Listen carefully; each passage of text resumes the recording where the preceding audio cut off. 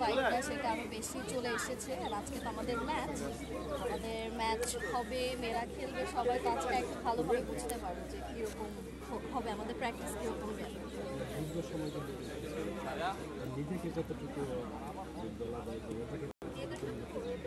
মনে হয় আমি বোলিংটা ভালোই করি, কালকে 4টা উইকেট নিলাম, তো বোলিং নিয়ে কনফিডেন্স আছে, কিন্তু ব্যাটিংটা আসলে জানি না ব্যাটিং কী করবো, ব্যাটিংটা নিয়ে একটু ভয়ে আছি। আশা করি ভালো কিছুই হবে। মাঠে গিয়ে যাচ্ছি, খেলা দেখতে দেখতে বল আসলো আমার মুখের এই জায়গাতে, বল পড়েছে, তো একটু ব্যথা পেয়েছি।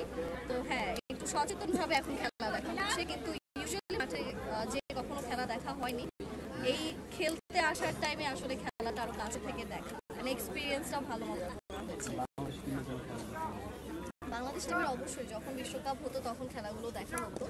আর বাঙালি হিসেবে অবশ্যই ক্রিকেট প্রেমী, অ্যান্ড আমি জানি যে আমাদের দর্শকরাও ক্রিকেট অনেক পছন্দ করে। তো আমার কাছে আমরা আশাবাদী যারা যারা এখানে খেলছি যে এইবারের এই ম্যাচটা আপনাদের সবার ভালো লাগবে।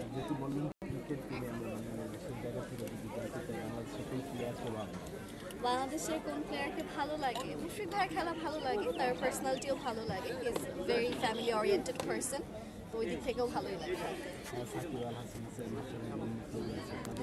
জি অবশ্যই, যারা যারা আমার থেকে যারা ভালো খেলতে পারে তাদের সবার খেলাই ভালো লাগে।